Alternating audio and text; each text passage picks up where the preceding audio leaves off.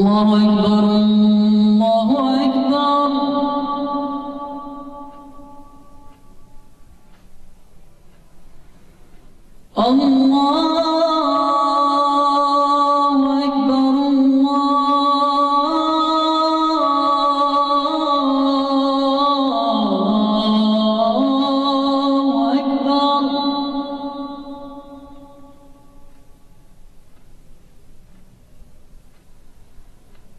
أشهد أن لا إله إلا الله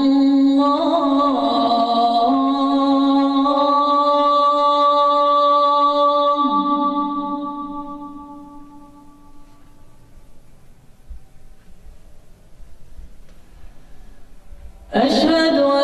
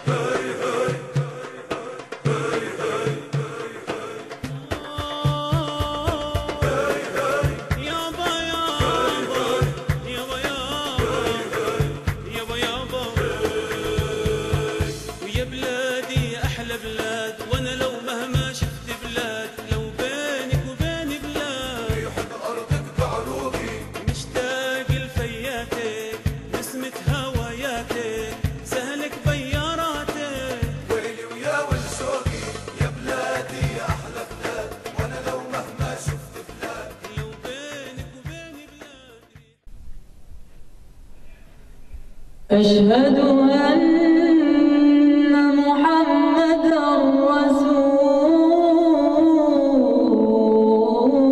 الله.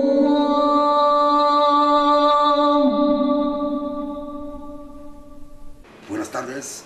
Hoy en la sección de entrevistas profundas que tratamos cada 2 meses en Info Tal Cual, tratar un tema actual que está pasando un día, que es los ataques del ejército de ocupación israelí a Gaza. Hoy invitamos a un joven de Traza, un joven que está especializado en el tema de Palestina.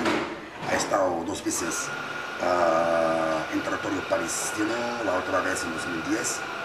Ha estado haciendo estudios en Nueva York, trabajó en Ginebra con la ONU. Está preparando su doctorado en la cuestión palestina. Es miembro del Centro de Estudios Históricos Internacionales. Buenas tardes. Hoy en día estamos viviendo un ataque brutal del ejército israelí a Gaza, pero así da claro, es la primera vez que este ataque ha habido a unas condiciones diferentes.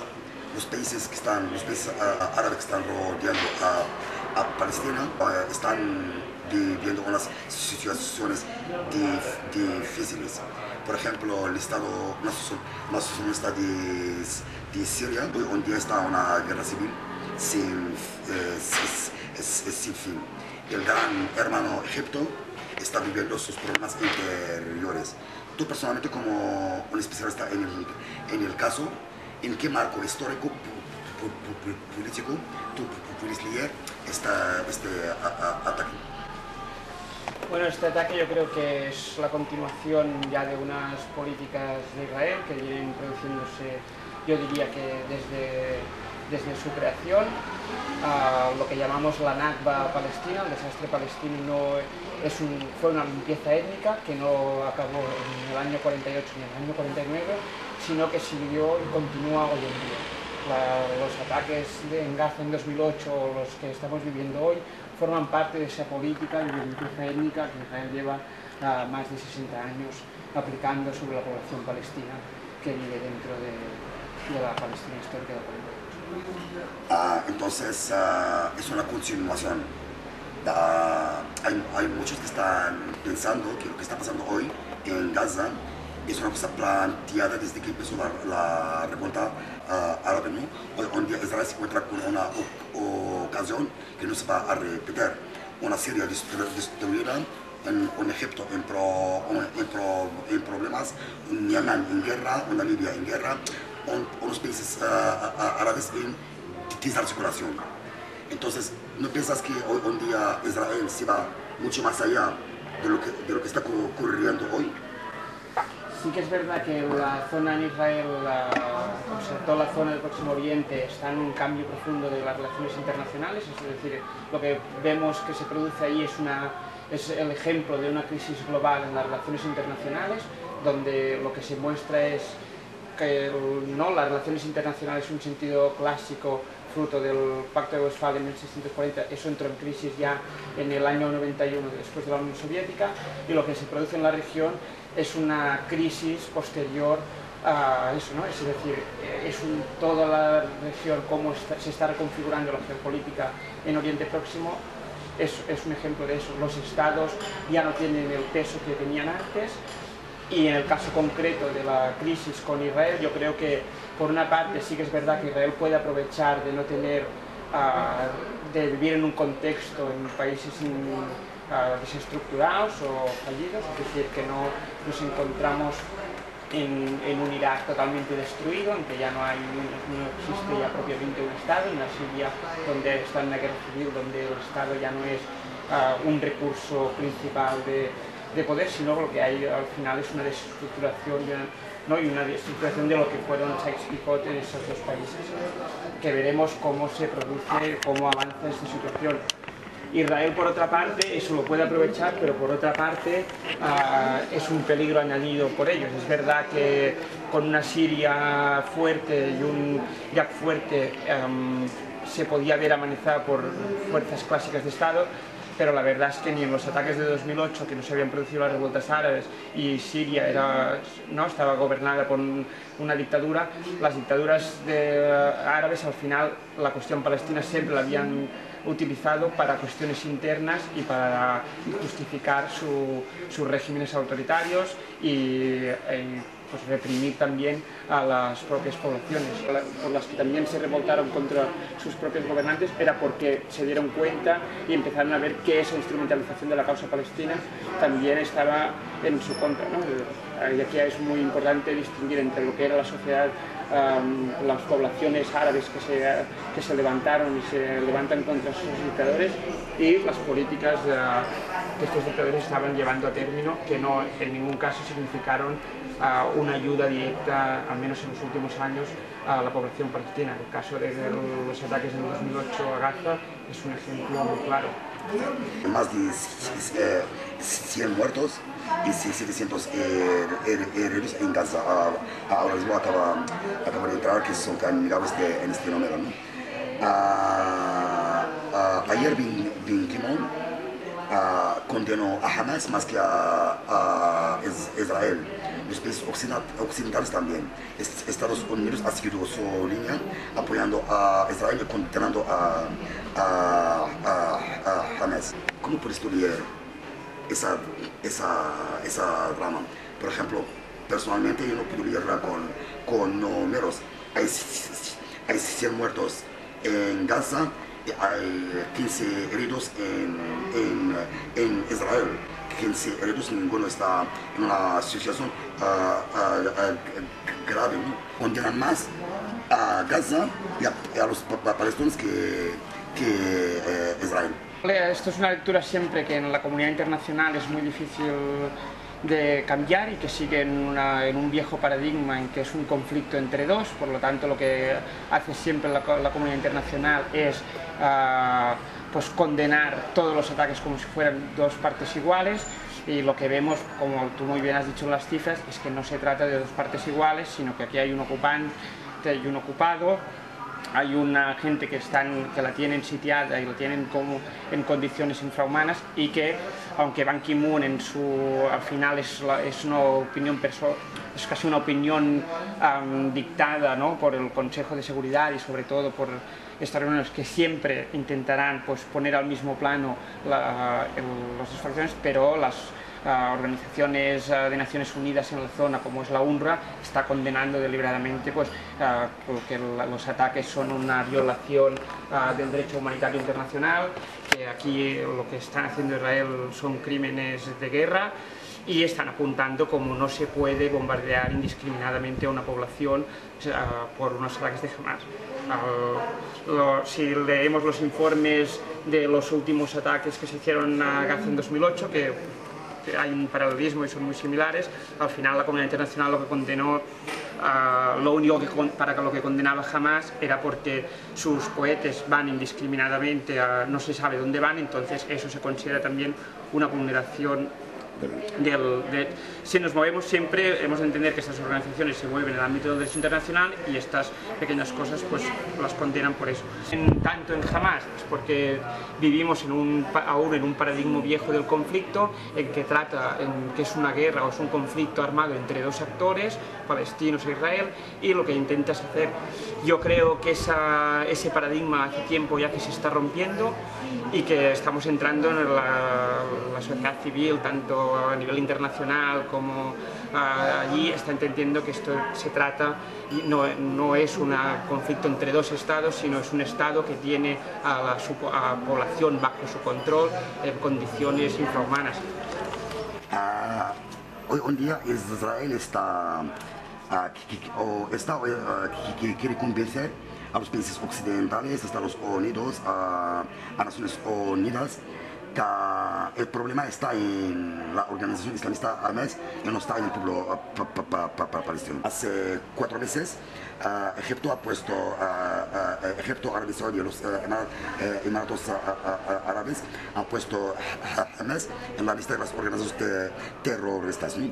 ¿Tú no piensas que todo este contexto ayuda a Israel, o hay un objetivo claro a nivel internacional de acabar con esta organización? A boicotear y poner fin a todo un proceso de reconciliación entre los grupos políticos palestinos y como muy bien se sabe, también poner a Hamas en una encrucijada, ¿no?, para que responda de una forma, o por los grupos más radicalizados dentro de Hamas o sus brazos armados, respondan y poder dar otra imagen al mundo.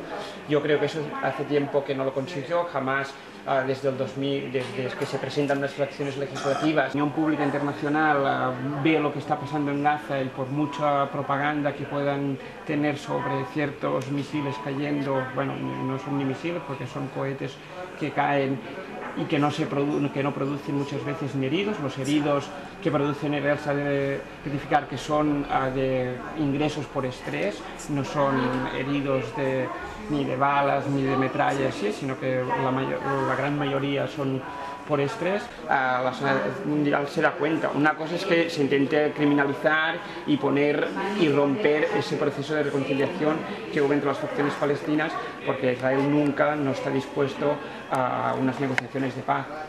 ¿Tú confías, entonces, hablamos de paz, tú confías en una situación de paz en el contexto de dos estados que conviven y intercambian relaciones políticas, económicas y sociales? Hoy en día la solución de los dos estados políticamente está muerta.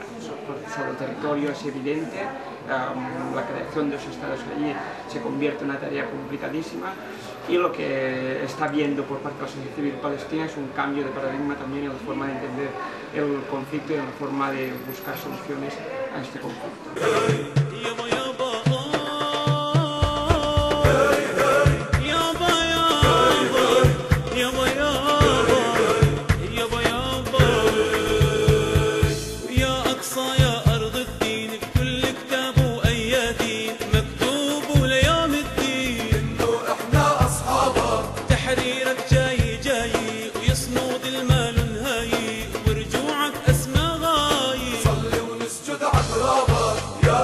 يا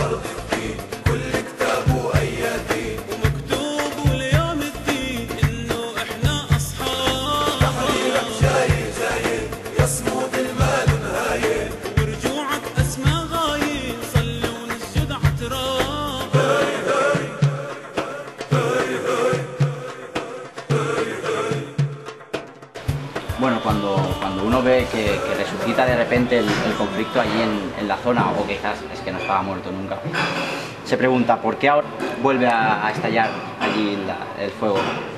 ¿Qué es lo que lo provoca?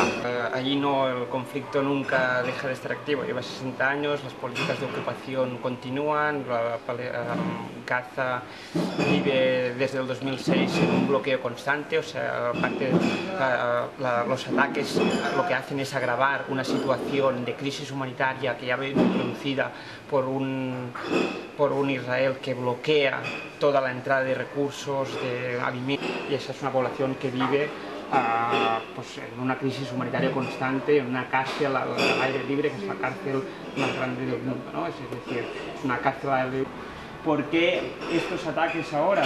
La primera, lo comentábamos ya, es el boicotear también el proceso de reconciliación entre Hamas y al Fatah, y esta es una de las razones por las que Israel decide atacar indiscriminada. Otra razón, a veces hace falta mirar un poco la política interna israelí para entender estos ataques. Muchas veces no responden ni a una voluntad de Israel internacional, sino a una voluntad al final casi electoralista israelí. Y Israel busca con eso pues deslegitimar Hamas, volver a poner contra las cuerdas a un Hamas y mostrar a su propia población, no al resto del mundo, que con Hamas no se puede negociar, y sobre todo también crear un estado de alerta, pánico entre la propia población israelí, ¿no? La propia población israelí de alguna forma también vive este conflicto como es una parte que vive bajo un régimen que le ha enseñado desde pequeño, enseña a los niños a odiar a la población árabe o a los palestinos, etcétera, ¿no? Y también hay una cuestión interna de cómo buscar las partes más radicalizadas que sigan dando soporte a un gobierno que siempre pactará y siempre ha estado situado en el nacionalismo, en el sionismo más radical, ¿no? Aquí el objetivo o la excusa parece aplastar a Hamas. Sí, el objetivo principal es acabar con Hamas, pero no solo eso, sino que aparte de destruir, aparte de intentar acabar con infraestructuras de Hamas, yo sigo pensando que ahí hay una voluntad de exterminar a una población, es decir, la limpieza étnica continúa y eso es una forma de limpieza étnica. A mí lo que me gustaría es que empezara a haber estudios por parte de la gente del derecho internacional, que cuando esa población ya no puede ni salir ni ser expulsada hacia otras partes porque está encerrada en esa población y tú matas indiscriminadamente a esa población, eso podría entrar en lo que se llaman crímenes de genocidio, y por lo tanto se tendría que estudiar si eso ya responde más a políticas directamente genocidas en la zona. Hablamos de un número de muertes bastante elevado a día de hoy, hablamos de 100 muertes, 35 de los cuales son niños, y aquí empieza a ver que no pueden ni salir ni tal. La UNRWA está alojando, si hay una invasión terrestre, espera pues más de 50.000 desplazados internos en un territorio muy pequeño. Para que nos hagamos una idea, Gaza tiene un poco es como aquí el Maresma, por decirlo bien, pues imaginamos un Maresma con 1.800.000 palestinos viviendo dentro y que son continuamente bombardeados indiscriminadamente. Aquí seguimos hablando de la limpieza étnica que se lleva años desarrollando, pero yo creo que los especialistas en derecho internacional se tendrían que empezar a pronunciar si podemos hablar o no de crímenes muchísimo más graves. Se habla se vende internacionalmente una imagen de es un fuego cruzado, las dos partes están atacando entre sí. Lo cierto es que contamos el número de víctimas y las víctimas son palestinas, israelíes no. Entonces, ¿qué amenaza real supone el pueblo palestino y su armamento para Israel, ya que se intenta vender como una defensa de Israel y no como un ataque? La amenaza yo diría que es irrisoria, o sea que propiamente Palestina no tiene ningún tipo de ejército, no tiene una cierta policía que se creó en la ley de los de los acuerdos de Oslo y de la creación de la Autoridad Nacional Palestina, porque Israel responsabilizó al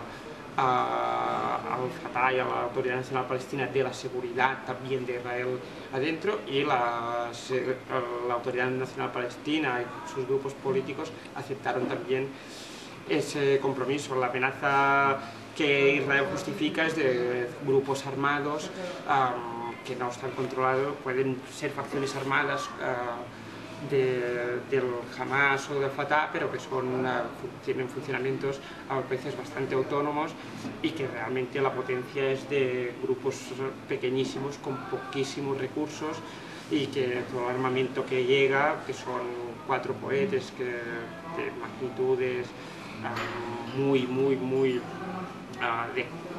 puede haber ciertas cosas que alcancen un poco más lejos, pero nunca con direcciones asistidas ni con capacidad de destrucción. O sea que la amenaza no es real, es responder ante un grupo que practica la resistencia armada de una forma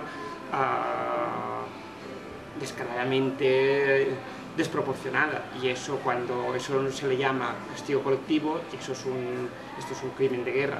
Por lo tanto, no tiene ningún sentido hablar de dos partes iguales, ni hablar de autodefensa de Israel. Bueno, vemos que la situación, si no se le pone un remedio, el pueblo palestino corre el riesgo de desaparecer o de quedarse en más minoría aún de lo que está ahora.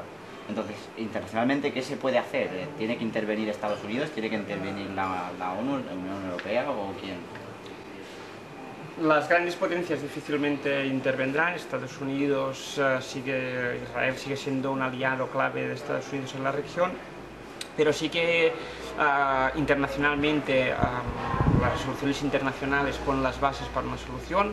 Puede ser viable o no, yo creo que hoy ya no lo es, que es una solución de 2 estados. Eso está perfectamente dibujado, está perfectamente estipulado en resoluciones en el Consejo de Seguridad, en 20 años de conversaciones que se han puesto mapas sobre la mesa, y está perfectamente dibujado. El problema es si realmente Israel está dispuesto a ceder y a crear un Estado palestino. Creo que hoy ya no. La respuesta internacional la han dado tanto organizaciones, el relator especial de los derechos humanos, por ejemplo, ha dado varias consignas en ese sentido, y sobre todo lo que el GRID, ¿no? O sea, la sociedad civil palestina ha puesto otra vía de solución en la que sirve para presionar, y son 3 demandas básicas. Con lo que piden es el retorno de los refugiados, que se cumpla la resolución 194 de Naciones Unidas, el fin de la ocupación e igualdad de derechos para los palestinos que viven dentro de Israel. Para ese llamamiento es un llamamiento a que toda la comunidad internacional haga un boicot, sancione y desinvierta en Israel, para que se cumplen para presionar a Israel y cumpla estos 3 requisitos. Esto es un cambio de paradigma. La sociedad civil, yo creo que con esta iniciativa la sociedad civil palestina deja de pedir directamente o luchar, poner en el primer punto de la lucha la autodeterminación, sino que empieza a poner la justicia y los derechos. Esto es muy importante porque hay un cambio de paradigma importante en el conflicto, que lo dejamos de ver como un conflicto territorial, que es una cuestión de territorio, para verlo como un conflicto de justicia y derechos, que es lo que realmente, que desde el año 48 es el conflicto entre Palestina y Israel. Respecto al boicot del que me hablabas, es un movimiento internacional y cuenta con apoyo incluso aquí en Cataluña. ¿Hasta qué punto puede ser efectivo que se haga un boicot a Israel internacional? ¿O hasta qué punto se está dispuesto a hacer ese boicot? Esto es un llamamiento de la sociedad civil palestina que es adoptado por muchísimas organizaciones internacionales, y parte un poco de la idea de que lo que está sucediendo, sobre todo en Cisjordania, es una situación de apartheid. En Gaza también, pero Gaza, además de una apartheid, ya como hemos dicho, es una voluntad ya de exterminar a la población de una forma bastante indiscriminada. En Cisjordania hay también una situación de apartheid, y es población que vive en ciudades encerradas y donde la movilidad es muy difícil, y viven clausurados allí. y por lo tanto un poco se coge de referente lo que fue la lucha contra la apartheid en Sudáfrica, y en Sudáfrica la efectividad que tuvo toda la campaña del boicot, sanciones y desinversiones es lo que acabó también pues, poniendo fin a esa situación en Sudáfrica. Un poco lo que hace es reflejarse en esa situación y hacer un llamamiento para el boicot, las sanciones y desinversiones.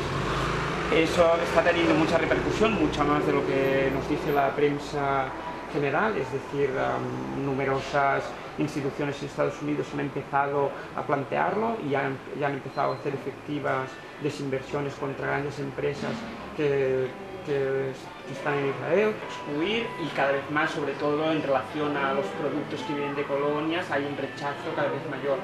También en el boicot académico, en Inglaterra, en el Reino Unido ha habido mucha presión por parte de investigadores, grupos de investigación que están rompiendo relaciones, y Israel a eso le está presionando. Israel hay dos cosas principalmente que le preocupan. Una es la economía, es decir, si cada vez la sociedad civil está más mundial, todo el mundo está más en contra, eso le repercute económicamente, porque puede repercutir también al final en unos acuerdos Estados Unidos-Israel, que la propia sociedad civil de Estados Unidos de presión a sus gobernantes para que dejen de ayudar a Israel, y esto en ciertas situaciones no estamos ahí, pero puede llegar a suceder.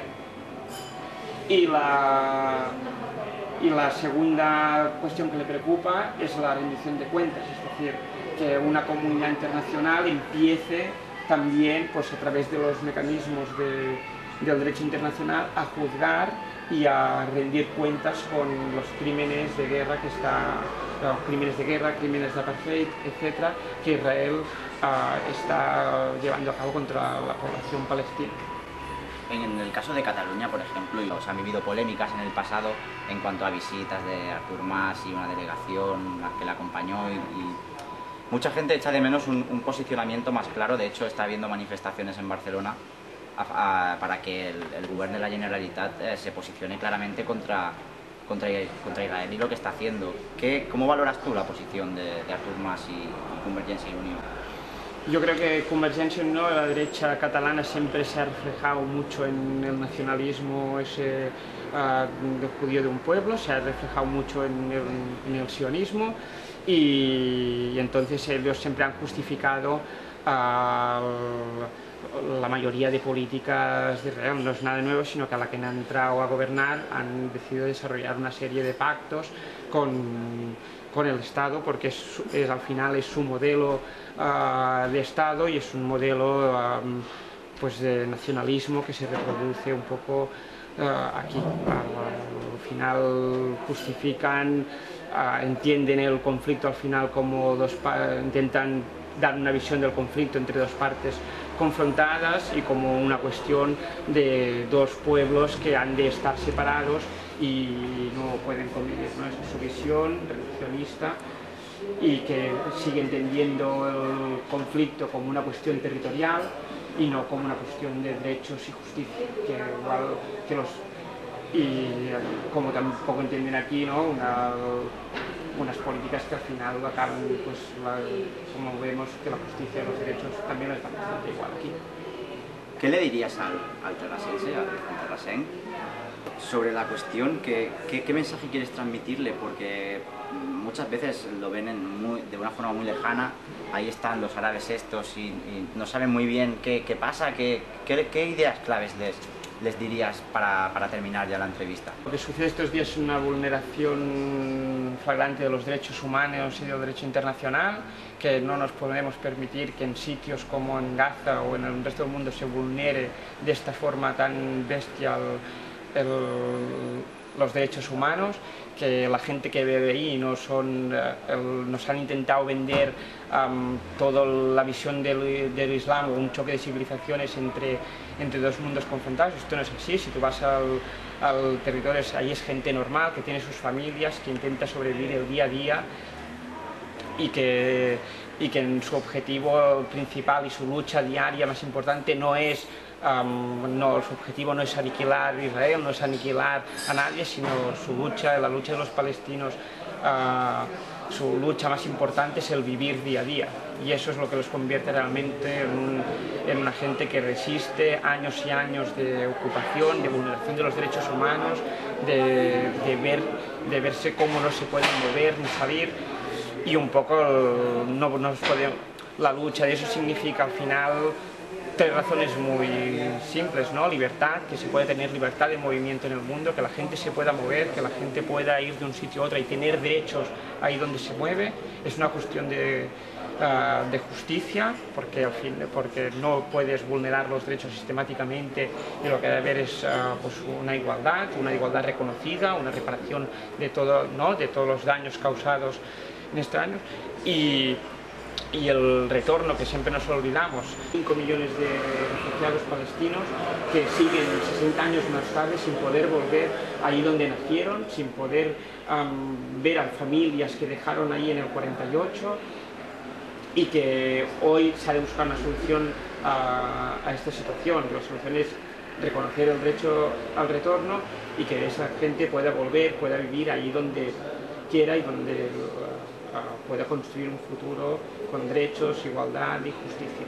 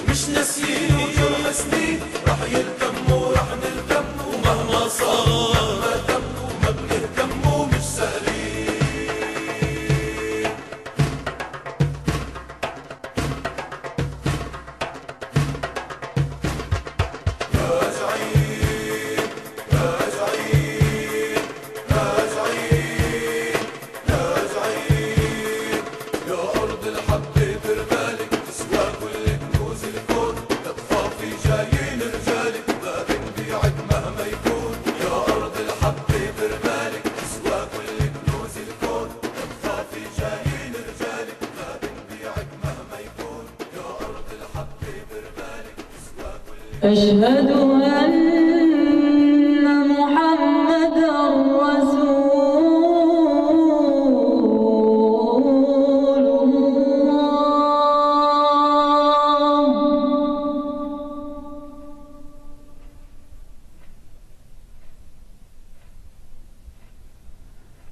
أشهد أن محمدًا رسول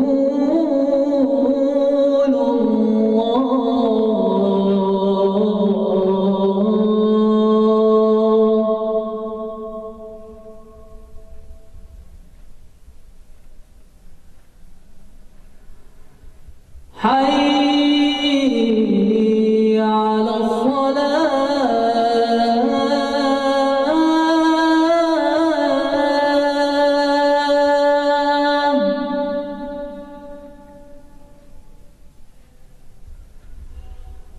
حي على الصلاة